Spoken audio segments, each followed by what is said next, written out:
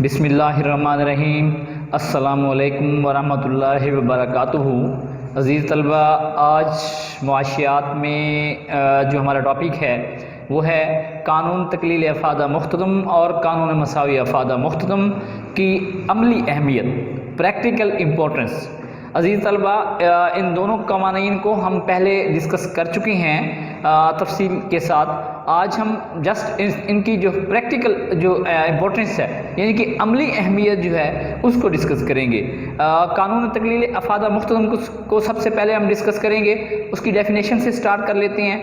Reminder جو ہے نا آپ کو کروا دی جاتی ہے ڈیفینیشن کہ دیگر حالات بدستور رہتے ہوئے اگر کسی شے کی کسی شخص کے پاس جتنی زیادہ مقدار چلی جائے یا آ جائے، اس میں مختتم افادہ کم ہوتا چلا جاتا ہے۔ یعنی کہ اس کو ہم اس طرح سے بھی کہہ سکتے ہیں کہ اگر کسی شے کا مسلسل اور لگاتار استعمال کیا جائے تو اس کا مختتم افادہ بتدریج کم ہوتا چلا جاتا ہے، حتیٰ کہ صفر ہو جاتا ہے اور اس کے بعد منفی ہو جاتا ہے۔ اس کی تفصیل سے وضاحت عزیز طلبہ وہ آپ کے سامنے جو ہے گوشوارہ اور ڈائیگرام کی مدد سے کی جا چکی ہے۔ آج ہم اس کی کچھ عملی اہمیت کو ڈسکس کرنا چاہ رہے ہیں۔ تو سب سے پہلے ہے قانون طلب کی بنیاد۔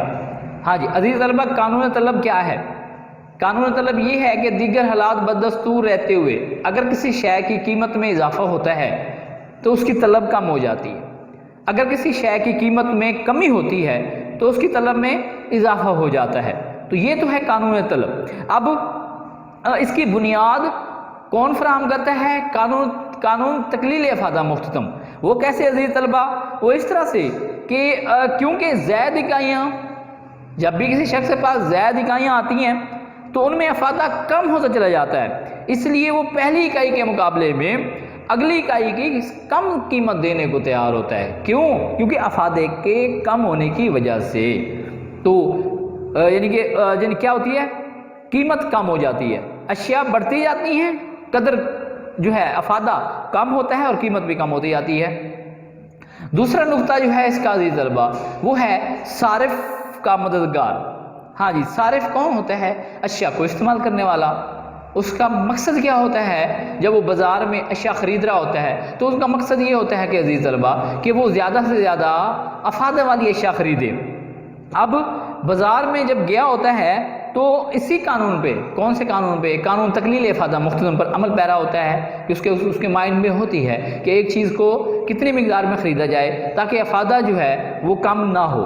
اگر اسے محسوس ہو کہ افادہ جو ہے کم ہو رہا ہے تو وہ خریدنا کیا کر دے گا؟ کم کر دے گا یا ترک کر دے گا۔ وہ اس طرح کے ایک طرف تو شے کی قیمت پہ نظر رکھتا ہے اور دوسری طرف اس کے افادے پر۔ جب کسی شے کا افادہ اس کی قیمت سے کم ہوتا ہے تو اس کی خریداری ترک کر دیتا ہے۔ تو اسی طرح سے اور اس کے بدلے میں وہ چیز خریدنا شروع کر دیتا ہے جس کا افادہ کیا ہوتا ہے؟ زیادہ ہوتا ہے عزیز طلبہ۔ آگے ہے محصولات عائد کرتے وقت۔ ہاں جی، ٹیکس لگاتے وقت جب گورنمنٹ ٹیکس لگاتی ہے، حکومت جب ٹیکس لگاتی ہے تو اس سلسلے میں جو ٹیکس لگانے والے لوگ ہوتے ہیں، مثلا وزیر خزانہ وغیرہ جو ہو گئے، تو وہ جو ہے ان کی رہنمائی کرتا ہے یہ قانون ٹیکس لگاتے وقت۔ کیسے؟ کہ جن لوگوں کے پاس دولت زیادہ ہوتی چلی جاتی ہے ان لوگوں کے لیے اس دولت میں افادہ کم ہوتے چلا جاتا ہے، اس لیے زیادہ لوگ یعنی کہ دولت مند لوگوں پر یا زیادہ دولت والے لوگوں پر زیادہ شرح سے ٹیکس لگایا جاتا ہے کیونکہ وہ کیا کر سکتے ہیں؟ ادا کر سکتے ہیں۔ اس طرح سے غریب یا کم دولت مند جو لوگ ہوتے ہیں جن کے پاس کم پیسہ ہوتا ہے ان میں یعنی کہ ان کی کم دولت میں زیادہ افادہ ہوتا ہے، اس لیے ان پر ٹیکس کی شرح کم لگائی جاتی ہے۔ تو اس طرح سے وزیر خزانہ کی رہنمائی کرتا ہے یہ قانون۔ آگے ہے دولت کی مساوی تقسیم میں مدد ہے۔ معاشرے میں اگر دولت کی تقسیم مساوی نہ ہو تو معاشرہ جو ہے بگاڑ پیدا ہو جاتا ہے، بگاڑ کا شکار ہو جاتا ہے عزیز طلبہ۔ امیر اور غریب کے درمیان ایک گیپ پیدا ہو جاتا ہے، ایک خلیج پیدا ہو جاتی ہے جو معاشی نقطہ نظر سے مناسب نہیں ہے۔ کیوں؟ کیونکہ امیر ترترین ہوتا چلا جائے گا اور غریب جو ہے وہ غریب ترترین ہوتا چلا جائے گا۔ امیر جو ہے اسے دنیا کی تمام ضروریات، آسائشات، سہولیات وغیرہ سب کچھ میسر ہوگا، جبکہ غریب بیچارہ وہ بنیادی ضروریات کے لیے بھی ترس رہا ہوگا۔ اس قانون کو مد نظر رکھتے ہوئے یعنی کہ جو ٹیکس اتھارٹیز ہیں یا جو حکومت ہے اس کی یہ اس طرح سے رہنمائی کرتا ہے قانون کہ امیروں پر ٹیکس لگا کے غریبوں کو ریلیکسیشن دے دی جائے، امیروں پر ٹیکس لگا کے غریبوں کو اس کا جو ہے نا اس کی یعنی کہ تعلیم، صحت اور اس کے علاوہ دیگر جو ہے اس کی بنیادی ضروریات زندگی اسے اگر فراہم کر دی جائیں تو معاشرے میں کسی حد تک توازن یا بیلنس ممکن ہے عزیز طلبہ۔ اس کے بعد عزیز طلبہ نیکسٹ یعنی کہ جو ہے قانون مساوی افادہ مختتم، یہ بھی ہم پہلے ڈسکس کر چکے ہیں گوشوارہ اور ڈائیگرام کی مدد سے۔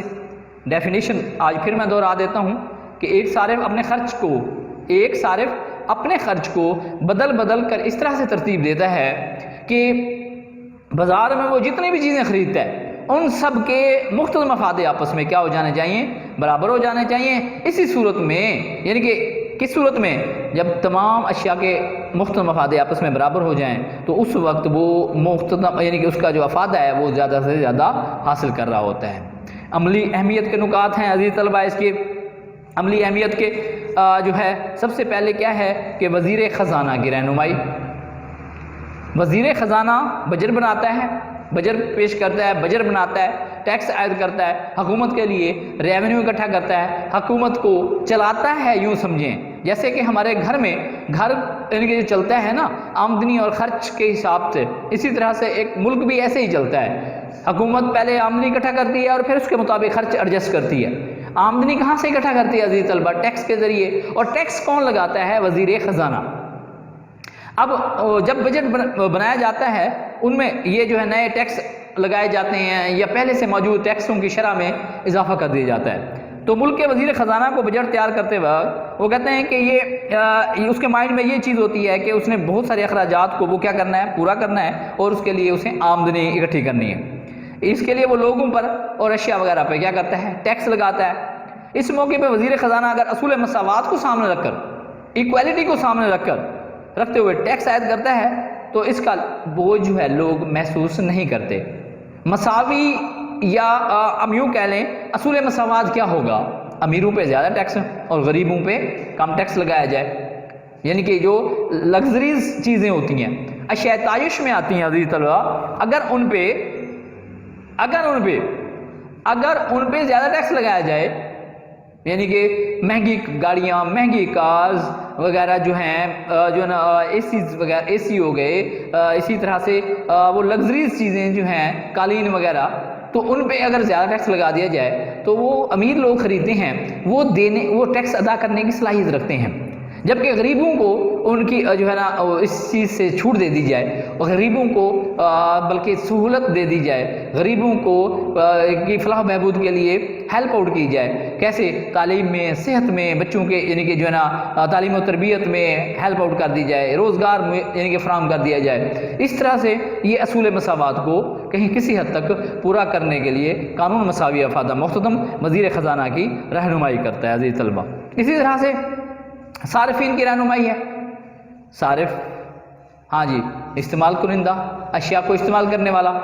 عزیز طلبہ جب وہ بازار میں گیا ہوتا ہے، جب وہ مختلف اشیاء پہ اس نے، کیونکہ ایک صارف کو بہت سی چیزیں ایک وقت میں خریدنی ہوتی ہیں، اب آمدنی اس کی کیا ہے، لمیٹڈ ہے، ساری چیزیں وہ نہیں خرید سکتا۔ اب جو خریدنا چاہتا ہے اس کو بھی اس نے افادے کے مد نظر، افادے کو دیکھتے ہوئے خریدنا ہے۔ اب وہ کس طرح سے خریدے گا، کس ترتیب سے خریدے گا عزیز طلبہ؟ وہ اس طرح سے خریدے گا کہ پہلی چیز خرید رہا ہے تب تک خریدتا رہے گا جب تک کہ اس کی قیمت اور افادہ آپس میں برابر ہو جائے۔ پھر اگر افادہ کم ہے قیمت سے تو وہ خریدنا بند کر دے گا، پھر وہ دوسری چیز کی طرف چلا جائے گا۔ اسی طرح سے اسے بھی خریدتا رہے گا، کب تک؟ جب تک کہ آمدنی اس کی جو افادہ اور اس کی قیمت جو ہے نا آپس میں برابر ہو جائے۔ اس کے بعد وہ تیسری شے کی طرف چلا جائے گا۔ اس کے بعد یہ سلسلہ جاری رہے گا۔ کیوں؟ اب ہوا کیا ہے کہ ایک صارف نے اپنے خرچ کو اس طرح سے بدل کر یعنی کہ خرچ کیا ہے کہ تمام اشیاء سے کہ جو مختلف مفادے تھے وہ آپس میں کیا ہو جانے چاہیے، برابر ہو جانے چاہیے عزیز طلبہ۔ اس کے بعد جو ہے عاملین کے معاوضوں میں کے تعین میں رہنمائی۔ ہاں جی، عاملین ہم جانتے ہیں 4 عاملین پیدائش ہیں: زمین، محنت، سرمایہ اور تنظیم۔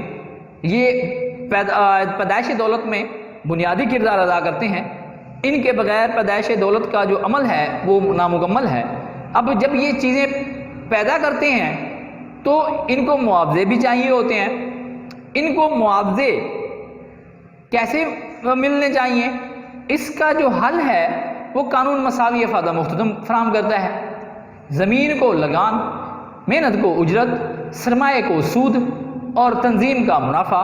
اب ان کی تقسیم جو ہے کس کی؟ لگان، اجرت، سود اور منافع کی تقسیم اگر قانون مساوی افادہ مختتم کے تحت کی جاتی ہے تو یہ دولت کی تقسیم بھی مساوی ہو جائے گی اور ہر حقدار کو یعنی کہ ہر عامل پیدائش کو اس کا جو معاوضہ ہے وہ بہتر طریقے سے میسر آ سکتا ہے. اس کے ساتھ ہے یعنی کہ اس کو مختتم پیداواری کے نظریہ مختتم پیداواری ایک کوشچن بنے گا عزیز طلبہ، آگے وہ آئے گا. تو اس کے تحت یعنی کہ عاملین کی تقسیم ہوتی ہے.